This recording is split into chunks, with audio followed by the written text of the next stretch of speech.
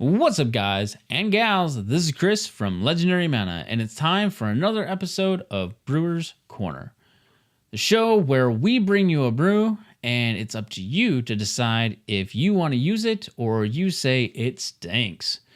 So, after this episode, in the next couple of days, we'll do some live stream league play with this particular deck, and let's just see how it goes.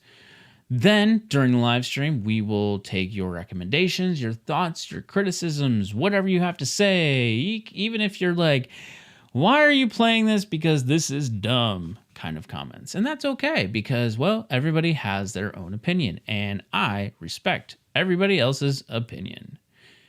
Anyways, with that all said, if you like what we're doing here at Legendary Mana, and you like the video, or you just want to say, hey, make sure you leave a comment below or like the video or even subscribe to our channel because any little bit helps and it goes a long way, especially as we're trying to grow bigger. Now, with all that said, let's get into the deck and let's see if we can make some noise and make a brew, well, just do something, right? All right, so we're going to go through the deck list pretty quickly. Not going to really go in depth with it.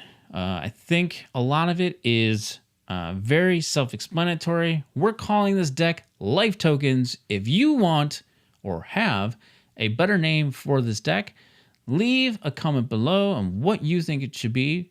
But this is a family show, so please try and keep it clean. At any rate, let's go ahead and get into the deck.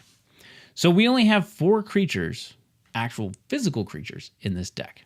And they're all 2 and under, which is like, wait, what? So anyways, we are running 4 copies of Soul Warden. Soul Warden, whenever another creature enters the battlefield, you gain 1 life. Can you see where we're going with this? Next, we have 4 copies of Soul's Attendant. Whenever another creature enters the battlefield, you may gain 1 life. I think we have a theme here, but let's keep going. Next, we have 4 copies of Anointer Priest. Whenever a creature token enters the battlefield, you may gain 1 life. We're getting a lot of life with creatures entering the battlefield. I think we're playing a tokens deck. Maybe? I don't know. Let's just see. But one thing to note about Anointer Priest, as you can read on the bottom, I think it's over here. Yeah. Or over there. You know what? This is a new set. I don't even have a clue. But you'll probably tell me that I pointed in the wrong direction. But that's okay. So anyways, Anointer Priest has 1 white and 3 of any color. Exile this creature from your graveyard, and you can then cast it and put it onto the battlefield. When Anointer Priest comes into the battlefield, it also sees itself as a token. So that means you gain a life for Anointer Priest coming onto the battlefield. Now, you're going to say, well, where are these other creatures? Like, we have all 1/1s. They're not going to stay alive very long, are they? Like, have you ever heard of Anger the Gods? Have you ever heard of Maelstrom Pulse or any of these others? Deal 1 damage to, come on. What are you going to do with all these 1/1 creatures? Well, never fear, because we have Ajani's Pridemate. We're running 3 copies of Ajani's Pridemate. Whenever you gain life, it gets a +1/+1 counter.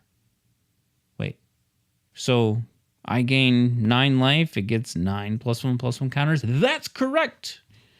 You get 9 +1/+1 counters if you gain 9 life, or if you gain 20 life, or you gain 30 life. It gets a lot of +1/+1 counters on it. How are we going to gain all those 1/1 counters? Well, fancy you should ask that question, because now we are going to go into the token generators. We have quite a few of them.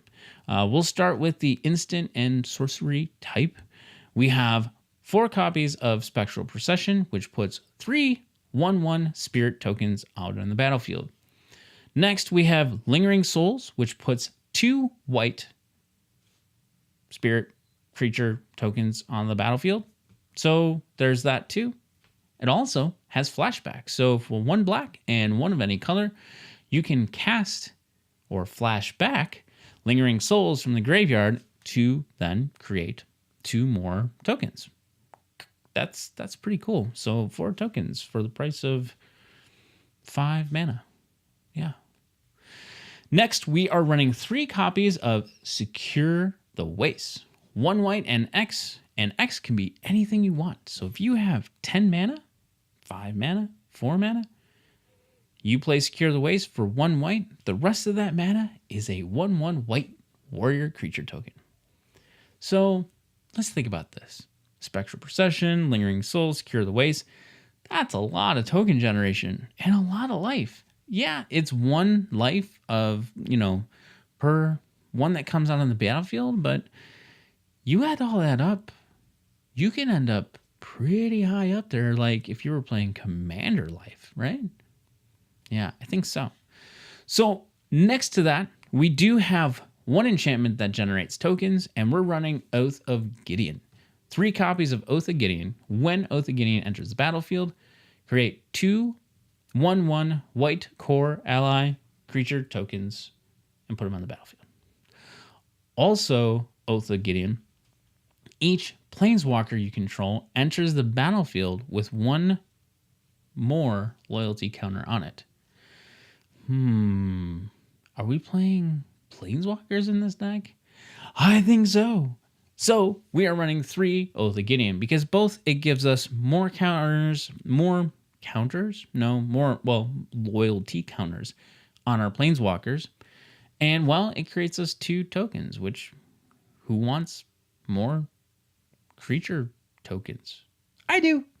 Next, let's say we just have a bunch of 1/1 tokens out there that are just sitting there and they can't do much. Well, never fear, we have Intangible Virtue. This enchantment, all creature tokens you control get +1/+1 and vigilance. That means your 1/1 pesky flyers turn into 2/2 and they don't tap when they attack. That's great. Anyways, those are the good things in the deck, which will churn and burn and everything else. But what about getting rid of some pesky creatures that are out there?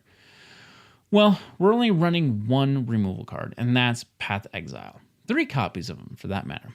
But the thing is we're generating so many creatures that we need to get in front of everybody as opposed to getting rid of and playing spells. So needing to, play to get rid of creatures, we might as well just use our creatures to chump block. I mean, to be very honest, well, why not? Because we have plenty of them. Not to mention, if we need to let some damage go through, in a lot of cases, you're going to have 40 to 50 life. I think you'd be able to afford to take a little bit of life here and there. You just need to choose the times that you do it, as opposed to, when you don't do it. You know what I mean?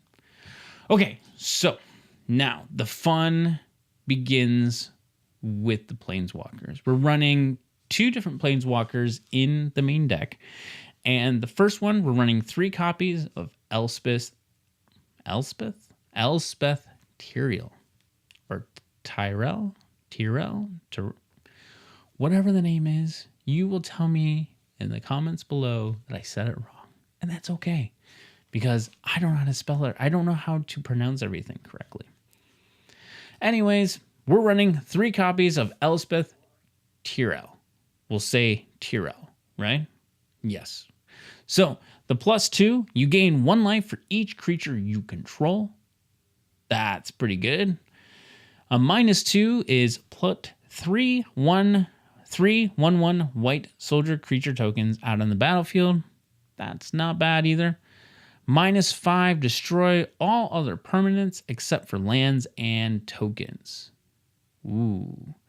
So let's just say you have Oath of Gideon out, and you're playing a deck that is just being a pesky little you-know-what. Let's just say it's Lantern Control. Let's play Elspeth Tirel. Comes out as a 5 loyalty with Oath of Gideon out. Destroy every permanent, non-land permanent, that is. Except, basically destroy all permanents except for lands and tokens. And you have a bunch of tokens out, and it's time to swing away and have a good time. Woohoo! That is a good game ender in those situations. Now, it doesn't happen in all situations, but it's a pretty good one. Next, we have one copy of Elspeth, Sun's Champion. And this one's pretty, it's a 6-drop, so that's why we only have one. But you get to put 3 1/1 white soldier creature tokens out on the battlefield on a +1. -3, destroy all creatures with power of 4 or greater. Good against those Eldrazi decks, right? Yeah, those ones with the 4/4. Yeah, stupid things. Also, Boggles. Yeah.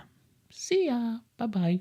-7, you can get an emblem. Creatures you control have +2/+2 and get flying. Wow. If you have all those tokens out, boy, that would just be insane. Anyways, those are all the creatures, spells, and whatnot. Let's get into the land, and it's pretty simple, actually. We are running 2 Temple Gardens, 2 Godless Shrines, 4 Windswept Heaths, 2 Flagstones of Trokair, 4 Sunpetal Grove, 2 forests, and 5 plains. And a partridge. No, wait, that's a different song. And that is our main deck, all 60 cards of it. And now let's get to the sideboard. The sideboard is pretty simple. We're only running 6 cards in the sideboard. We have 3 Beasts Within, 2 Fracturing Gust, 2 Gideon, Champion of Justice, which is a pretty awesome card, especially in this deck. We're running 2 Odric, Lunarch, Marshal, 3 Serra Ascendant, and 3 Sundering Growth. So that's the deck at its finest. If you have any comments before the stream tomorrow, put them in the comments below. Our plan tomorrow, Tuesday, is to do the stream at 3 p.m. Central Standard Time. Hope to see you there. If not, you will be able to see the video after it posts. Until next time, I bid you farewell.